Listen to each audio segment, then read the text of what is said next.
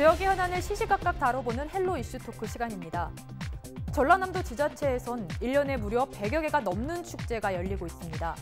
이는 한 지자체당 평균 4.5개라고 할 수 있습니다. 하지만 지역 축제 대부분 자생력 없이 지자체 예산 그리고 국비 확보만을 위한 그들만의 잔치라는 우려의 목소리도 많습니다. 또한 만년 적자를 기록하고 있는 여수공항에도 불구하고 인근 무안국제공항, 군산공항뿐 아니라 최근엔 새만금 국제공항 건립도 가시화돼 재정 낭비 지적이 계속해서 나오고 있습니다. 이와 관련된 이야기 지금 시작하겠습니다.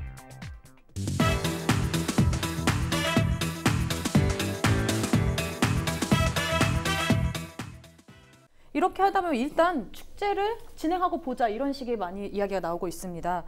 적자 운영 등 다양한 문제가 있을 것 같은데 어떻게 보십니까?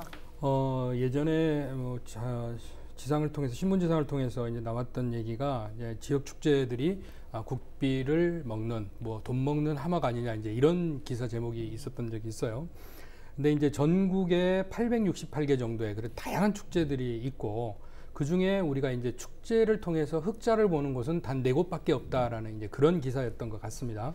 그런데 그렇게 크게 이제 문제가 됐던 게 예로 하나 든다면 강원도의 화천의 산천어 축제가 있었습니다. 자료를 보다시피 산천어 축제 같은 경우에는 저희가 예산이 좀 많이 투입이 됐어요. 한 500억 정도가 투입이 돼가지고 실제적으로 한 200억 정도만 이렇게 흑자를 보는 이제 그런 상황이었다고 하더라고요. 근데 이제 그게 2017년도에 22일간 장기간 진행이 됐던 이제 그런 거고, 그리고 그 행사 운영비라든가 어떤 경비들 이런 부분들이 좀 많이 들어간 이제 그런 축제다 보니까 예산이 좀 많이 들어갔던 이제 그런 경우인데, 전남 같은 경우는 이 흑자를 보는 축제가 4개밖에 없다고 했는데 그 중에 우리 전남에는 몇 개가 들어 있습니다. 아까 변호사님 말씀하셨던 한평 나비축제가 그렇고요. 그리고 얼마 전에 봄에 많은 관광객들이 왔다 갔다 그러는데 곡성의 장미축제, 이런 축제들은 지금 흑자를 보는 축제들이거든요. 그런데 우리가 이 축제를 통해서 수익성을 따질 때는 어떤 눈에 보이는 티켓팅을 하고 남는 이득 이런 부분들을 주로 계산을 하기 때문에 입장료를 판매하는 축제는 아무래도 수익성이 있다라고 결론이 지어질 수 있지만, 입장료가 없는 축제들은 거기에서 수익이 없다라고 나올 수 있거든요. 그래서 단지 이 축제가 수익을 냈다 안 냈다가 중요한 것이 아니라 우리가 앞에서부터 계속 얘기하고 있지만 그로 인해서 발생하는 지역 경제에 어떻게 활력을 불어넣고 있느냐, 그리고 지역경제 유발 효과는 과연 얼마나 있었느냐, 그것은 단기일 내에 나오는 것은 아니거든요. 예를 들어서 어떤 축제를 통해서 A라는 지역을 갔더니 그때 내가 봤던 그 문화가, 그리고 그때 내가 먹었던 음식이 너무 좋아서 다시 재방문을 하게 되고, 그 다음에 다른 분들에게 소개를 하게 되고, 그리고 요즘은 또 온라인으로 많이 구매를 할 수 있으니까 이렇게 연결이 되거든요. 그래서 단지 우리가 무조건 축제하면은 예산을 좀 없애는 거다라는, 그렇게 딱 도식적으로 볼 수는 없을 것 같고요. 하지만 그래도 우리 국고가 쓰여지는 것이고 또 우리의 지자체에 우리 세수들이 들어가는 것이기 때문에 좀 꼼꼼히 따져서 어찌 보면 어떤 선심성 그런 축제도 있을 수 있습니다. 지역민들의 단합을 위해서 하기는 하지만 어떤 지방자치단체의 어떤 행정을 홍보하거나 이런 부분들로 하는 그런 축제들이 있을 수 있거든요. 그래서 그런 것들은 좀 지양을 하고 우리가 좀 발전적이고 그 다음에 확실하게 지역에 효과를 낼 수 있는 그런 축제들은 좀 더 육성을 시키는 그런 방안이 나와야 될 것 같습니다. 네, 이제 발전적이고 지역에 경제적인 효과를 좀 줄 수 있는 그런 축제들이 많이 만들어져야 된다고 말씀해 주셨는데요. 그렇다면 변호사님께서 보시기에는 어떻게 보십니까? 네, 이제 국고 낭비다라고 하는 부분에 있어서 이제 왜 지역 축제가 가지고 있는 그 한계점이 무엇인가에 대해서 한번 좀 저희가 되돌아봐야 되는 부분인데, 이제 축제 자체가 이제 저희가 예전에 80년대 중반만 해도 지역 축제가 없었었죠, 거의. 그리고 이제 이게 지자체로 이제 지방자치단체가 만들어지고 또 거기에 활성화가 되기 시작하는 2000년대부터 거의 축제가 많이 생겼거든요. 이제 근데 축제를 이제 많이 만드는데 이게 약간은 좀 처음에 시작 단계가 어떤 민간이 주도하는 축제가 아니라 공공기관, 공공주도로 이것을 이렇게 시작된 축제이기 때문에 처음에 예산의 지원을 많이 받고 시작할 수밖에 없는 상황이었습니다. 그러니까 처음에 뭐 정부 지원금으로 이제 시작을 했지만은 나중에는 뭐 조금씩 이제 수익 사업을 내고는 있는데, 현행 지금 법제도 기부금에 관한 법률에 의하면 지금 축제 민간 주도 어떤 단체에서 이 축제를 위해서 기부금을 받을 수가 없습니다. 그러니까 기금을 조성할 수 있는 어떤 법률적으로 제약이 돼 있기 때문에 이 부분에 대해서도 좀 입법적으로 해결을 돼야지만이 이 지역 축제라든지 이런 것들이 조금 더 민간 주도를 해서 조금 더 활성화가 될 수 있을 것 같고요. 그 다음에 지금 어찌 보면 그 대한민국이 굉장히 변화의 시기잖아요. 물론 그 전에도 도농 간의 격차라든지 이런 것들이 많이 있었습니다만은 현재도 약간은 이런 부분들이 심화되고 있는 과정 중에서 어떤 지역 문화가 어떤 뿌리를 내리기 전에 어떤 그냥 지역을 알리기 위한 축제를 만들어서 행사를 치른다고는 하는데, 그러한 소규모나 중소규모의 어떠한 축제들이 이렇게 잘 흥행되지 않으면서 이런 좀 국고 낭비가 아닌가라는 어떤 이런 우려의 시선을 가지게 된 것은 사실인 것 같습니다. 지금 국고 낭비에 대한 우려로 인해서 이제 지역 축제 구조 조정, 또 지역 축제 통폐합 등 다양한 이야기들이 나오고 있는데, 네네. 어떻게 보십니까? 좀 실효성이 있을 것 같습니까? 네, 최근에 전남 같은 경우에 순천에서도 6개의 축제를 통폐합을 했고, 그다음에 지금 보성 같은 경우에도 소리 문화축제와 그다음에 다양제를 같이 해서 하는 경우로 지금 이렇게 잡아가고 있는데요. 아까도 말씀드렸습니다만은, 의원님께서도 말씀해 주셨습니다만은, 이렇게 다양한 축제가 많다 보니 거기에는 규모가 큰 축제도 있을 것이고 작은 축제가 있는데, 이 지역을 대표할 만한, 그러니까 축제를 만들어 가본 것은 어떻겠느냐라는 취지에서 이렇게 통폐합이 되기 시작한 것 같습니다. 또 물론 지금 저희가 지적을 하고 있는 예산 낭비라는 지적도 피할 수는 없기 때문에 어떤 지역의 브랜드를 가질 수 있는 축제를 만들어서 조금 더 그 브랜드를 알려보자는 차원에서 그런 것 같습니다. 그래서 근데 이것은 물론 제가 생각했을 때는 부정적인 효과보다는 긍정적인 효과가 더욱더 크다라고 생각합니다. 어찌됐건 간에 우리가 예를 들어서 여수 같은 경우에, 제가 거주하고 있는 여수 같은 경우에는 5월 첫째 주 그 주간이 이제 그 거북선 축제라고 해서 예전에 진남제라고도 했었는데요. 그 축제 기간이 한 2박 3일 정도 다양한 행사들이 있습니다. 시민 참여 행사도 있고 관광 문화 행사도 있고 그렇지만은 지금은 거북선 축제라는 그 하나의 브랜드 안에서 며칠 동안 여수에서 굉장히 봄에 굉장히 큰 행사들이, 문화 행사들이 펼쳐지는 것이거든요. 그렇다고 한다면 누군가 전남의 다른 지역에 살고 계신 도민들 분이시나 아니면 수도권에 살고 있는 분들이나 여수 하면 5월 달에 거북선 축제를 한번 가봐야 되겠다, 이런 생각을 하게끔 만드는 거거든요.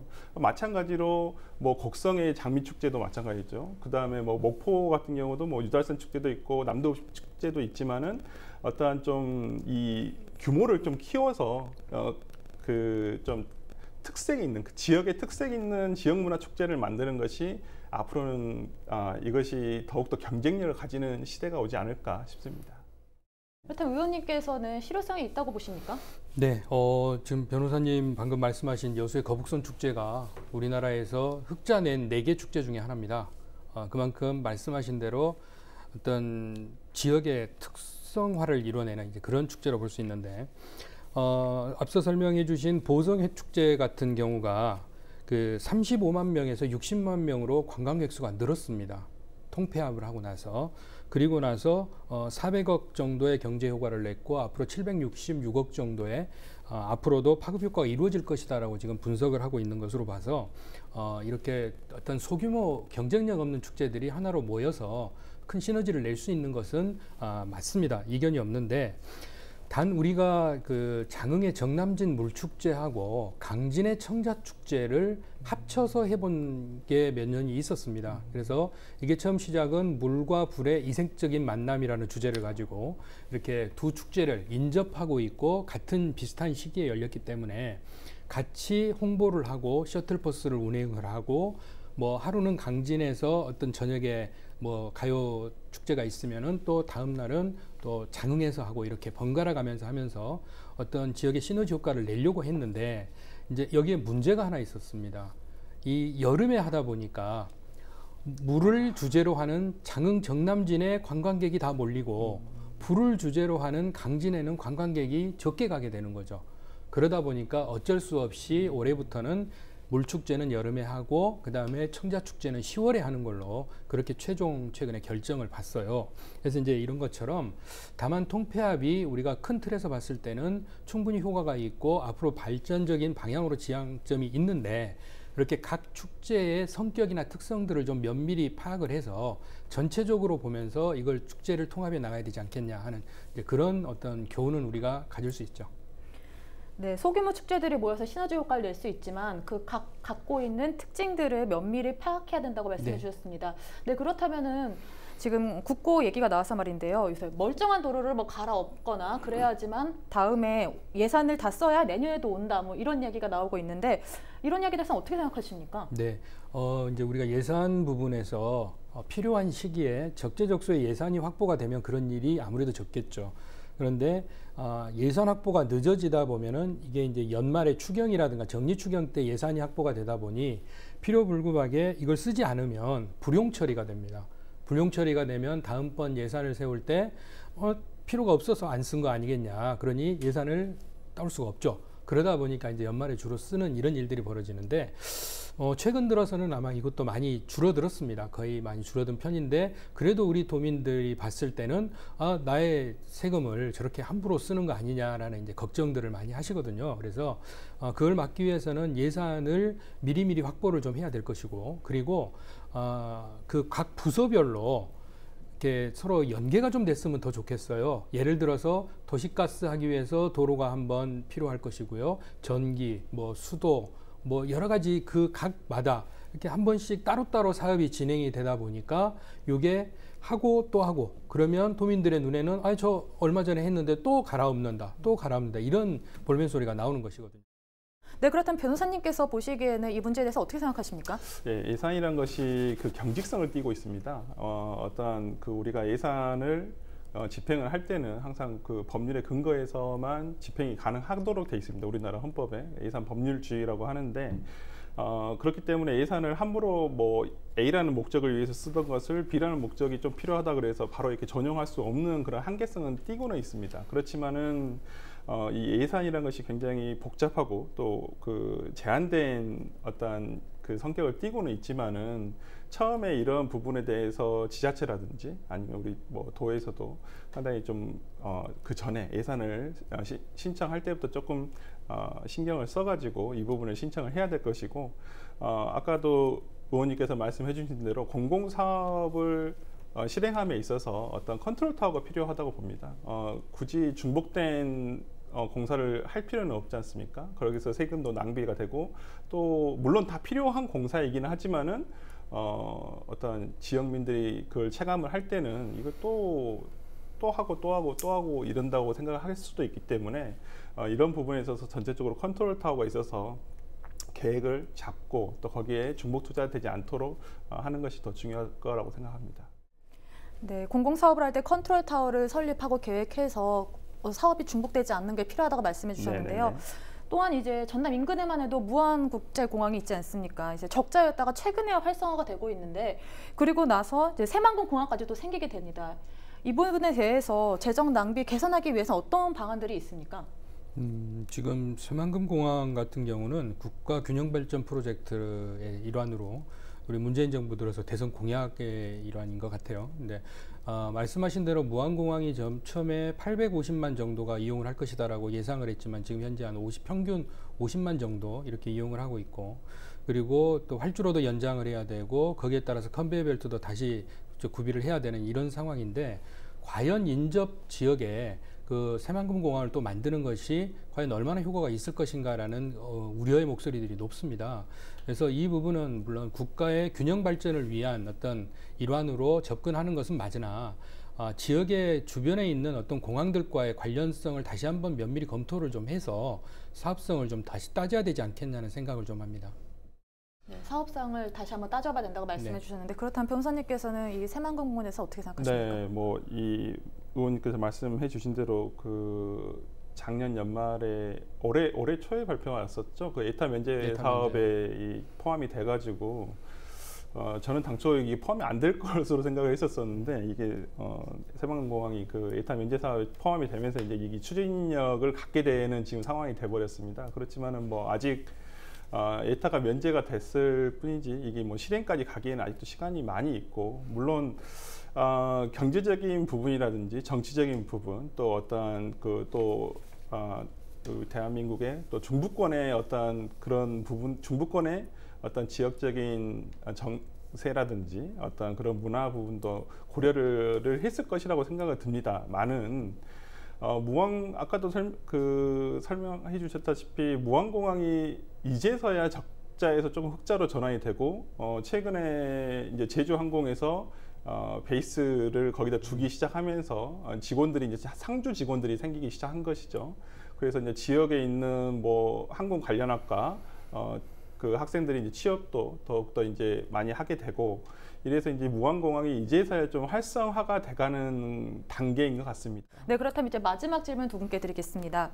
전남 지자체의 묻지마 재정 등 지역뿐 아니라 다양한 부분에서 이제 문제가 되고 있습니다. 이 문제가 개선되기 위해서는 어떻게 해야 하는 겁니까? 네, 그 지역 축제와 관련해서 항상 개선점들은 제시가 되고 있습니다. 뭐 예를 들어서 뭐 체험하고 즐길 수 있는 방문객 중심의 프로그램을 가져가야 될 것이고 또 효율적인 축제 조직을 운영을 해야 될 것이고 또 지역민들이 수익 구조를 창출할 수 있는 루트가 다양화돼야 된다는 거. 그다음에 축제 전문가를 양성하고 어떤 네트워크를 구축을 해야 된다는 점 등이 계속 지적이 되고 있습니다. 그렇지만은 현재 뭐 이제까지 지역 축제를 우리가 이렇게 하면서 그래도 많이 이렇게 지역을 알렸다라고 생각이 들거든요. 최근 들어서. 그렇기 때문에 어떤 것이든 실행을 해보고 뭐 실패할 수도 있고 성공할 수 있다고 생각합니다. 그렇지만 전남 같은 경우에는 저는 지역 축제와 관련해서는 그래도 다른 분야보다는 다른 지역보다는 많이 성공을 하고 있다라고 보고 있고 잘 되는 축제 같은 경우에는 더욱더 이것을 어떻게 하면 더욱더 브랜드 강화시키고 더욱더 많은 방문객들이 올 수 있도록 할 것인지 유인책을 한번 좀 찾아봐야 될 것 같고요. 물론 아까도 한번 말씀드렸습니다마는 이 지역 축제가 어떤 공공 주도, 지자체가 주도할 수 있는 축제가 아니라 민간이 주도를 해서 이것으로 인해서 수익이 더욱더 배가 되고 그 다음에 다양한 루트를 통해서 수익이 창출될 수 있다고 한다면 이 지역 축제 하나만으로도 일자리를 증가시키는 효과와 또 지역에 지금 우리가 항상 그 고민을 하고 있는 인구 감소의 효과도 어느 정도 줄일 수 있다라고 생각도 들거든요. 네, 이제 지역 축제를 어떻게 하면 지역민들 중심이 될 수 있는지 그리고 고안하고 방안해야 될 것 같습니다. 네. 의원님께서 보시기엔 어떻게 보십니까? 전남 같은 경우는 축제가 지금의 컨텐츠로도 상당히 경쟁력이 있다라고 판단이 됩니다. 다양한 문화들을 그대로 소화시켜서 축제로 연결을 시키기 때문인데 어떤 단일적인 축제에다가 지원을 한다라는 것보다는 차라리 지금 전남의 가장 큰 문제가 되고 있는 게 수도권에서부터의 접근성이 떨어지는 겁니다. 그래서 KTX를 통해서 뭐 2시간 내로 접근할 수 있는 그런 다양한 루트들 그리고 공항이 됐건 여러 가지 방법으로 서울이나 수도권, 경기, 인천 그리고 심지어 강원도에서까지 쉽게 접근할 수 있는 그런 사회 간접 자본의 투자를 좀 해서 지역에 쉽게 찾아왔고 그리고 그분들이 체류형 관광이 돼야 되기 때문에 숙박하는데 아무런 지장이 없게끔 그런 쪽에 좀 더 관심을 좀 가져주고 변호사님 말씀하신 대로 축제라고 하는 것은 본래의 뜻이 지역민의 결속을 강화하고 그분들의 행복감을 높이는 것이기 때문에 지역민들이 참여해서 자기들이 일자리도 창출을 하고 다양한 자기들의 문화를 소개할 수 있는 그런 주도적인 주인의식을 그분들이 갖고 있고 그리고 관에서는 그런 축제들이 잘 이루어질 수 있도록 주변 정리를 좀 해주는 것이 어떨까 그렇게 생각합니다. 네, 지역에 쉽게 찾아올 수 있도록 교통수단이나 이런 것도 좀 발전을 해야 될 것 같고요. 그리고 체류형 관광이 될 수 있도록 해야 된다고 말씀해 주셨습니다. 네, 오늘 이야기 여기까지 나눠보도록 하겠습니다. 두 분 고맙습니다. 네. 적자를 면치 못하고 있는 지역 축제의 선심성, 낭비라는 지적을 탈피해야 합니다. 또한 끊임없이 발생되는 적자 인프라 구축을 막기 위해 사업 추진 체계를 재정비하고 지자체와 주민 등 무조건 사업을 따고 보자는 식이 아닌 실제 지역에 도움이 되는 방안을 모색해야 할 것입니다. 지금까지 헬로 이슈토크였습니다.